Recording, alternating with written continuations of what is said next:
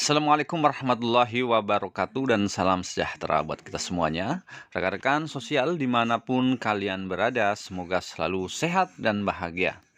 Berjumpa lagi dengan Asyahra Studio Channel dan pada kesempatan kali ini saya akan menyampaikan informasi gembira ya, bukan hoax, langsung dari Menteri. Banjir bantuan pemerintah dari bulan Juli sampai bulan Desember 2021.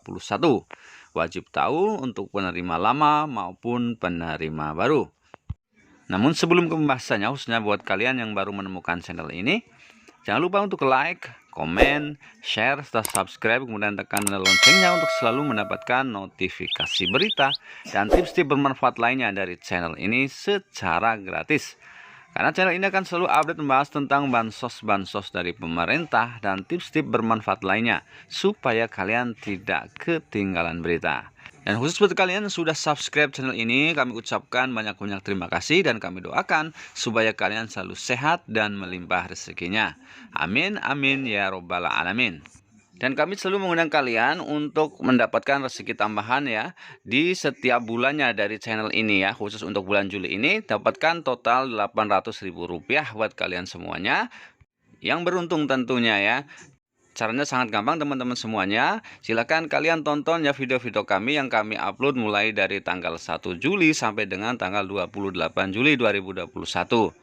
Kemudian tinggalkan like dan juga komen kalian. Dan untuk pengumuman pemenangnya akan diumumkan di tanggal 30 atau di tanggal 31 Juli 2021. Untuk petunjuk lengkapnya, linknya ada di deskripsi video ini teman-teman. Baik teman-teman sosial semuanya, langsung saja kita ke informasi banjir bantuan pemerintah bulan Juli sampai bulan Desember 2021 yang akan langsung disampaikan oleh Menteri Keuangan Ibu Sri Mulyani. Kita semuanya tahu bahwa pemerintah memberikan bantalan sosial. Selama ini bantalan sosial yang terus-menerus dilakukan adalah untuk 10 juta masyarakat yang paling rentan, yang paling miskin, yaitu 10 juta keluarga. Setiap keluarga diberikan tunjangan berdasarkan komposisi di dalam keluarga tersebut. Apabila keluarga ini memiliki ibu hamil, maka dia mendapatkan 3 juta per tahun. Kalau di dalam keluarga ada balitanya, diberikan 3 juta per tahun. Kalau ada anak SD-nya, mereka diberikan 900.000 per tahun. Kalau ada anak-anak SMP-nya, maka dia mendapatkan 1,5 juta per tahun. Kalau anaknya sudah mencapai SMA, diberikan 2 juta per tahun. Kalau di keluarga itu ada yang disable, diberikan 2,4 juta per tahun. Dan kalau untuk keluarga yang memiliki anggota lansia, kita berikan 2,4 juta. Atau kalau dibagi per triwulan, di mana PKH diberikan per triwulan. Jadi tergantung dari masing-masing keluarga itu. Kalau satu keluarga terdiri dari 4 anggota, suami istri dengan 2 anak, kalau 2 anaknya adalah di SMP, maka mereka mendapatkan 900.000 plus 900.000, yaitu 1,8 juta. Kalau terdiri dari anak-anak 1,5 juta dan 1,5 juta, jadi 3 juta. Kalau anaknya masih di balita dan di SMP, maka dia akan dapat kombinasi yang berbeda. Demikian yang kita berikan untuk 10 juta sebagai bantalan paling basic, paling mendasar bagi keluarga-keluarga di Indonesia, sehingga anak-anaknya tetap bisa sekolah, mendapatkan imunisasi. Ini anggarannya 28,31 triliun. Untuk keluarga PKH ini, selain dana anggaran ini, mereka masih mendapatkan program kartu sembako. Tapi program kartu sembako itu diberikan, kalau ini adalah untuk 10 juta keluarga, kartu sembako diberikan untuk 18,8 juta keluarga. Sehingga keluarga PKH mendapatkan anggaran ini plus kartu sembako. Tapi jumlah penerima kartu sembako lebih banyak, yaitu 18,8 juta. Dalam rangka menghadapi PPKM ini, kita menambahkan untuk kartu sembako dengan 2 bulan ekstra.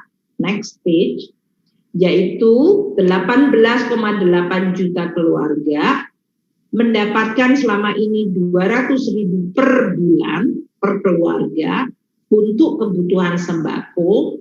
Jadi anggarannya 42,37, kami menambahkan 7,52 triliun sehingga seluruh keluarga yang mendapatkan kartu sembako untuk bulan Juli dan Agustus ini akan mendapatkan tambahan untuk kartu sembakonya 200.000 plus 200.000, jadi 400.000. Artinya keluarga yang masuk dalam keluarga penerima kartu sembako 18,8 juta akan mendapatkan total 14 bulan bantuan dari pemerintah. Total anggarannya menjadi 49,89 triliun rupiah. Kemudian dalam rangka kita menghadapi situasi COVID, kita memberikan kartu sembako untuk PPKM yang merupakan usulan dari daerah. Daerah dalam hal ini mengatakan bahwa 18,8 juta keluarga masih belum mencakup berbagai keluarga yang dianggap memenuhi syarat atau seharusnya dibantu tapi belum masuk di dalam data program kartu sembako. Sehingga Menteri Sosial mengusulkan tambahan 5,9 juta keluarga baru atau 23,6 juta kalau asumsinya satu keluarga itu 4 jiwa. Ini mereka akan mendapatkan sama seperti kartu sembako 200.000 per bulan dari bulan Juli ini hingga bulan Desember. Sehingga kita menambahkan 7,08 triliun rupiah. Nah, jadi yang mendapatkan tambahan tadi 18 plus 8, keluarga plus 5,9 juta keluarga lagi di atas yang 18,8. Di luar itu pemerintah masih memberikan bantuan sosial tunai. Ini targetnya 10 juta keluarga atau sekitar 40 juta jiwa yang tahun lalu juga diberikan karena kemudian melakukan PSBB tahun lalu pada bulan Maret, April hingga bulan September. Kita memberikan juga untuk tahun ini 6 bulan. 4 bulan sudah dibayarkan Januari sampai April, kemudian kita berikan 2 bulan ekstra pada bulan Juli ini. Sehingga total anggaran yang tadinya 11,32 harusnya 4 bulan menjadi 6 bulan tambahan 6,14. Jadi total untuk bantuan sosial tunai atau BST itu 17,46 triliun. Bulan Juli ini akan dibayarkan untuk 10 juta. Plus kartu sembako untuk 5,9 juta, plus program kartu sembako yang akan ditambahkan 2 bulan ekstra 7,52 triliun. Ini semuanya tujuannya adalah untuk memperkuat masyarakat dalam situasi yang begitu sangat sulit dan mengharuskan kita harus mengendalikan COVID. Namun kita paham bahwa masyarakat tidak dalam situasi yang mudah dan oleh karena itu bantuan sosial ditingkatkan. Pemerintah masih akan memberikan tambahan beras, bantuan bagi seluruh tadi 28,8 juta keluarga, yaitu mereka yang masuk dalam keluarga PKH atau kartu sembako 18,8 juta plus 10 juta yang penerima BST, sehingga totalnya akan mencapai 28,8 juta keluarga, atau ini berarti mencakup 115,2 juta jiwa. Dengan total anggaran 3,58 triliun. Beras Bulog ini kita minta untuk dibagikan kepada para penerima bantuan sosial kita. Sehingga Bulog bisa mengurangi jumlah yang ada di dalam gudang-gudang Bulog. Dan dengan demikian Bulog bisa mengisi gudangnya dengan membeli gabah petani yang sekarang ini sedang mengalami panen. Dengan demikian para petani harga dari padi-padi atau gabahnya tidak mengalami penurunan karena Bulog akan menyerap dalam hal ini 280 ribu ton untuk mengisi kembali gudang-gudang Bulognya.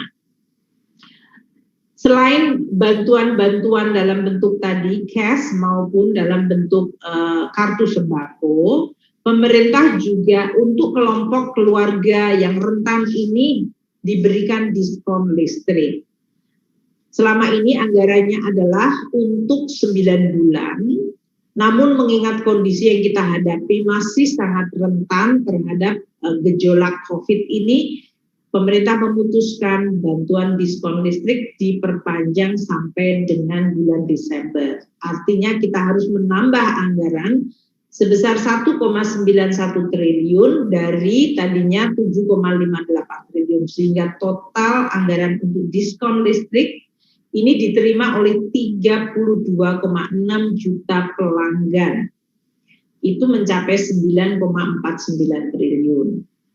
Pemerintah masih akan meneruskan bantuan dari sisi listrik ini untuk pembayaran rekening minimum dan biaya abonemen. Ini terutama terasa sekali untuk bidang-bidang seperti perdagangan dan perhotelan, di mana mereka menganggap beban dari rekening minimum listrik itu sangat berat pada saat mereka harus menghadapi penurunan dari jumlah yang tamu yang datang ke hotel maupun dari sisi perdagangan yang harus mengalami pembatasan operasi. Pemerintah juga masih menambah lagi jumlah penerima kartu prakerja. Yang tadinya anggarannya 20 triliun, kita tambahkan 10 triliun. 20 triliun itu adalah untuk 5,6 juta peserta penerima kartu prakerja. Dengan tambahan 10 triliun, maka kita tambahkan lagi 2,8 juta peserta. Sehingga kita akan bisa memberikan tambahan bagi mereka yang mengalami PHK atau penurunan dari pendapatannya. Kartu prakerja ini akan difokuskan untuk pekerja yang mengalami PHK. Sedangkan kita sekarang sedang membuat desain untuk memberikan bantuan subsidi upah bagi para pekerja yang mengalami pengurangan jam kerja atau dirumahkan. Ini kita sedang membahas dengan Kemenko Perekonomian dan Kementerian Tenaga Kerja di dalam rangka untuk membantu segmen yaitu kelompok pekerja yang dirumahkan atau jam kerjanya menurun. Jadi kita menutup bagi yang kena PHK plus yang mengalami penurunan jam kerja. Yang 10 triliun ini adalah untuk menambah mereka yang terkena PHK, sedangkan yang untuk bantuan subsidi upah kita masih akan memfinalkan dalam beberapa hari ke depan. Untuk masyarakat yang tentu anak-anaknya masih sekolah, di mana sekolah belum bisa diselenggarakan secara tatap muka, maka minggu depan di mana anak-anak ini sudah akan mulai masuk lagi semester baru, kita telah memutuskan untuk memberikan perpanjangan subsidi kuota internet untuk bulan Agustus Desember, karena program ini sebetulnya sudah selesai pada bulan Juni yang lalu, kemudian anak-anak semua libur, maka kita mulai lagi Agustus Desember pada saat anak-anak sudah mulai sekolah lagi, sehingga total durasinya akan 8 bulan dan tambahan anggarannya adalah 5,54 triliun. Total untuk anggaran bantuan kuota internet mencapai 8,54 triliun. Kita juga melihat masih ada di desa BLT desa yang anggarannya berasal dari dana desa sebesar 28,8 triliun, yaitu 30% dari dana desa sebesar 72 triliun. Sampai dengan bulan Juni ini, realisasinya masih 5,2 juta keluarga yang menerima. Padahal BLT desa ini bisa diberikan untuk 8 juta kelompok penerima, di mana mereka mendapatkan 300.000 per bulan selama 12 bulan. Nah, ini kami bersama-sama dengan Kementerian Dalam Negeri dan Kementerian Desa sedang terus mendukung atau mendorong agar BLT Desa ini segera bisa dibayarkan. Dengan tadi jumlah penerimanya seharusnya mencapai sampai dengan 8 juta dan ini akan bisa membantu masyarakat pada level di desa. Kalau kita lihat perkembangan penyaluran BLT Desa ini memang terlihat jumlah desa yang baru menyerap di bawah 15% ada 163 daerah yang realisasinya hanya 983 miliar. Padahal anggarannya 11,51 triliun. Jadi not even 1 triliun. Realisasinya hanya 8,2%. Ini 163 kabupaten kota, di mana penyaluran BLT desanya masih sangat kecil, 8,2%. Jumlah desa yang mendapatkan penyaluran itu 25.547 desa yang baru mendapatkan saluran 8,2% atau 938 miliar dari 11,5 triliun tahun ini anggaran yang harusnya bisa dilakukan. Untuk yang lebih tinggi lagi ada 151 daerah di mana realisasi untuk anggaran dana desanya untuk BLT-nya mencapai antara 15 hingga 30% atau rata-rata realisasinya 21,7% adalah 25.815 desa. Realisasinya 2,1 triliun rupiah. Anggarannya sebetulnya adalah 10 triliun. Jadi ini hanya 21,7% yang terrealisir. Ada daerah yang sudah bisa mencairkan BLT desanya antara 30 hingga 50%, yaitu 99 daerah, di mana 15.208 desa sudah bisa menyalurkan BLT-nya sebesar rata-rata 37,3% atau 2,2 triliun dari anggaran 6,09 triliun.